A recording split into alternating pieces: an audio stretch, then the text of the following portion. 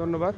আসলে নির্বাচনের পরিবেশ এখনও ঐরকম বোধহয় হয়ে ওঠেনি। আ প্রত্যেকটা জায়গায় বিশেষ করে আমার ওপরে, আমি স্বতন্ত্র প্রার্থী, আমার ওপরে ধানের শীষের প্রার্থী লোকজন হামলা রীতিমতো হামলা করে যাচ্ছে। আমি অভিযোগ দিয়ে যাচ্ছি। আজকে মামলাও করার জন্য থানায় লোক পাঠাইছি। মহিলাদের গায়ে হাত দেওয়া, মানে মহিলার গায়ে হাত উঠাইছে। এরপরে আপনার মোটরসাইকেল ভাঙচুর করছে।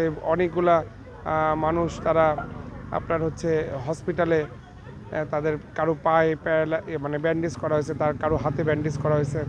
খুব খারাপ একটা অবস্থা, ভীতিকর একটা অবস্থা দাঁড় করানোর চেষ্টা করা হচ্ছে সাগাটা ফুলছড়িতে।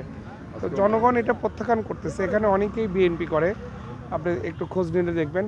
মানে তাদের আচার আচরণে সব বিএনপির লোকজন এখন আমাকে সাপোর্ট করতেছে যে এটা কোনো ভোট হইতে পারে না। 17 বছর আমরা আন্দোলন করছি, আমি বিএনপির নেতা ছিলাম, আমাকে দল থেকে কোনো কারণে বহিষ্কার করা হয়েছে। তারা বেশ কিছু কনস্পেসি করে আমাকে বহিষ্কার করা হয়েছে। তো বিএনপির নেতা ছিলাম, আমিও তো এই আন্দোলনের সাথেই ছিলাম।